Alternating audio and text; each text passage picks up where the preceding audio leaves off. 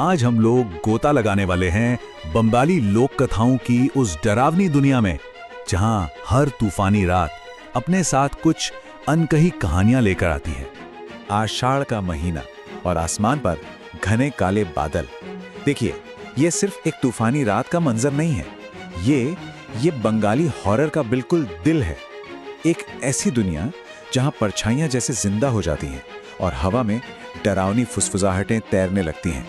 तो चलिए मिलते हैं तूफान के इन भूतों से। एक है घाउल और दूसरी है पिशाचिनी। और ये सिर्फ कहानियां नहीं हैं, नहीं, ये तो बंगाल की आत्मा में बसे हुए गहरे डर हैं। तो सबसे पहले है घाउल। कहते हैं ये नाम कब्रों में फुसफुसाया जाता है।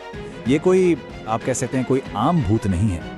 असल में ये एक ऐसी दुष्ट शक्ति है जो मुर्दों के शरीर को ही अपना घर बना लेती है, बिल्कुल वैसा ही जैसा बेचारी जटाबूढ़ी के साथ हुआ था। और फिर आती है पिशाचिनी।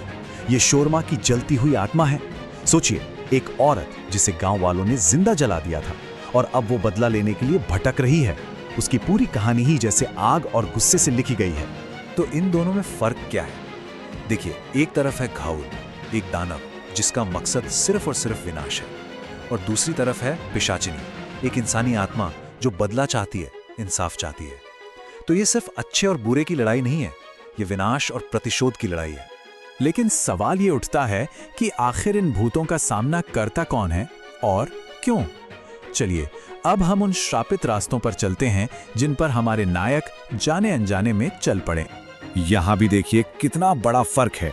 एक तरफ है रहीम, एक वैन चालक जो अपने परिवार का पेट पालने के लिए 2000 रुपए की खातिर कोई भी खतरा उठाने को तैयार है। और दूसरी तरफ है मृदुल, एक स्टूडेंट जो सिर्फ अपनी बहादुरी साबित करने के लिए, ये देखने के लिए कि भूत सच में होते हैं या नहीं, सारी चेतावनियों को नजरअंदाज कर देता है। एक की वजह है मजबूरी और दूसरे का अहंकार। और फिर वो पल आता है, वो क्षण जब सारी हिम्मत जवाब दे जाती है, जब डर हकीकत बन जाता है, जब होता है आमना सामना सीधे आतंक से। जरा सोच कर देखिए उस खौफ को। रहीम जो एक वैन चालक है, आधी रात को एक लाश ले जा रहा है और अचानक वो लाश उठकर बैठ जाती है और उससे पूछती है, अरे मुझे कहां ले जा रहा है? ये वो पल है जब हकीकत और वहम के बीच की लकीर मिट जाती है। और फिर है पिशाचिनी की वो ठंडी डरावनी धमकी, मैं चली तो जाऊंगी लेकिन तुम्हें भी अपने साथ ले जाऊंगी।